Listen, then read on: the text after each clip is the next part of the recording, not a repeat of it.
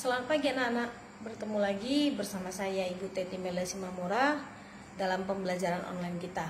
Nah, saya harap hari ini kita semua dalam keadaan sehat dan saya juga di sini dalam keadaan sehat. Baik, langsung saja hari ini kita akan membahas materi mengenai teks biografi.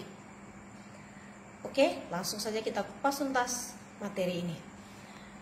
Nah, teks biografi atau biografi itu adalah berisi tentang cerita ulang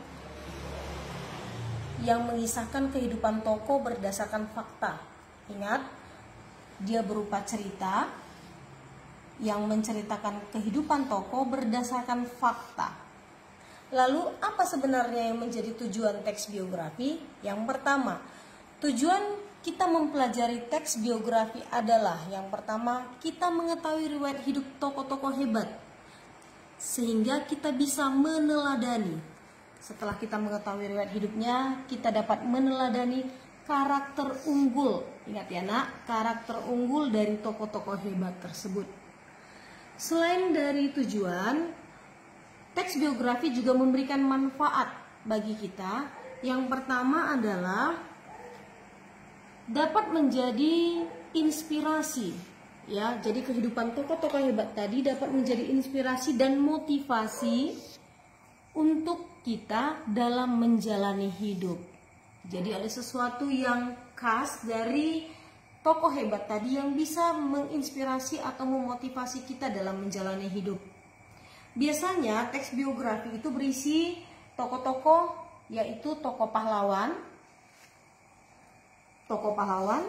pemusik, selebritis, pendiri perusahaan, atlet, ilmuwan, dan negarawan. Nah, itulah tokoh-tokoh yang biasanya ada pada teks biografi. Lalu, yang menjadi bagian inti, sebenarnya apa yang menjadi bagian inti dalam pembelajaran teks biografi? Yang pertama, yaitu kita mengetahui letak karakter unggul. Di mana letak karakter unggul dari tokoh teks biografi, itu yang pertama. Yang kedua, kita bisa meneladani kehidupan dari si tokoh berdasarkan karakter unggulnya tadi. Dan yang ketiga, biasanya tokoh-tokoh hebat itu memiliki keistimewaan. Ini yang perlu kita ketahui dan bisa menjadi motivasi dalam hidup kita. Sebenarnya apa keistimewaan dari tokoh tersebut? Sebelum masuk kepada bagian inti terlebih dahulu, kita harus tahu apa itu struktur teks biografi. Nah, ini dia struktur teks biografi. Struktur teks biografi ada 3. Yang pertama berisi tentang orientasi. Orientasi itu adalah gambaran awal tentang tokoh. Kehidupan awal tokoh berisi tentang identitas tokoh, yaitu bisa mengenai tanggal lahir, di mana dia lahir, keluarganya, pendidikannya, dan lain sebagainya. Yang pasti yang menjadi identitas dari tokoh-tokoh hebat tersebut. Yang kedua, adanya kejadian penting. Kejadian penting adalah bagian peristiwa yang dialami si tokoh. Bagian peristiwa ini bisa bagian peristiwa pemecahan masalah, pencapaian karir, cita-cita, baik dia cerita tentang yang menyedihkan, menegangkan, mengharukan, tentang cerita sukacita, dia masuk pada bagian kejadian penting. Nah, yang terakhir, yang ketiga adalah reorientasi. Reorientasi ini adalah bagian penutup pada teks biografi yang berisi pandangan hidup dari si penulis. Jadi biografi ini adalah tulisan yang dibuat oleh orang lain tentang kehidupan tokoh. Jadi berisi pandangan hidup dari si penulis tentang kehidupan tokohnya. Bagian ini bentuknya opsional. Ingat ya nak, opsional. Opsional itu artinya boleh ada, boleh tidak. Jadi ini dikatakan opsional, bentuknya boleh ada dan boleh tidak. Nah, langsung saja saya ambil satu contoh. Bisa kalian lihat gambar siapa ini? Iya, benar sekali. Ini adalah gambarnya Bapak B.J. Habibie, yaitu Bapak yang pernah menjadi Presiden Republik Indonesia. Yang keberapa? Iya, benar sekali, yang ketiga. Ya, walaupun sekarang beliau sudah meninggalkan kita, tetapi sosok B.J. Habibie sudah menjadi sosok yang paling sangat tidak bisa kita lupakan, karena dia pernah menjadi sosok yang paling terkenal dan menjadi inspirasi bagi kita semua. Kita akan lihat ada apa dengan B.J. Habibie. Nah, Bapak B.J. Habibie ya. Dan yang kedua, Bapak ini menemukan rumus yang namanya faktor Habibie, yaitu faktor yang menghitung keretakan atau crack propagation on random sampai ke atom-atom pesawat terbang. Wah, sangat luar biasa ya. Bapak ini memang sangat pintar sekali. Sampai Bapak B.J. Habibie disebut Mr. Crack oleh sahabat-sahabatnya.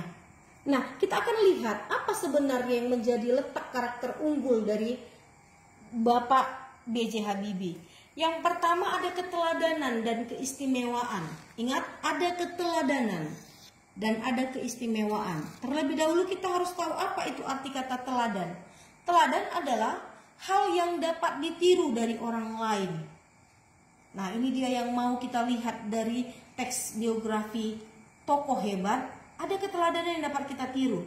Dan yang kedua, adanya keistimewaan atau hal khas. Kalau tadi keteladanan, hal yang dapat ditiru. Ingat, kita dapat tiru. Sedangkan keistimewaan adalah hal khas yang dimiliki oleh seorang tokoh.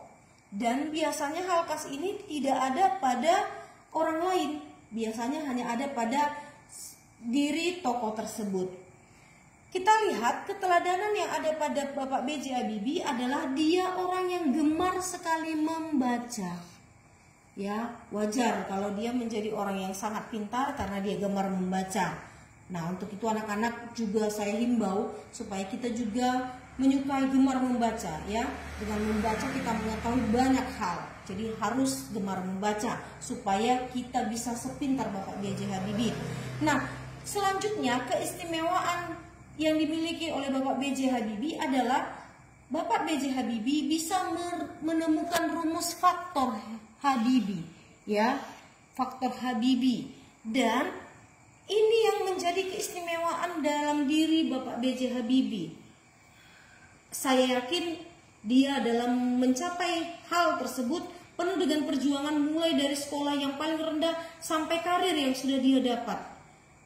Hal itulah yang menjadi keteladanan dan keistimewaan pada diri B.J. Habibie yang bisa kita lihat dan bisa kita tiru.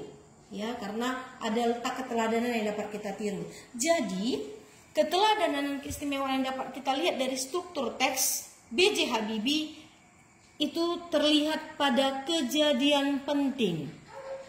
Di sini tadi letak keteladanan dan keistimewaan. Sebab pada kejadian penting itu adalah membahas peristiwa yang dialami tokoh. Oke, ini tadi kita kembali kepada tulisan ini. Kejadian penting adalah bagian peristiwa yang dialami tokoh.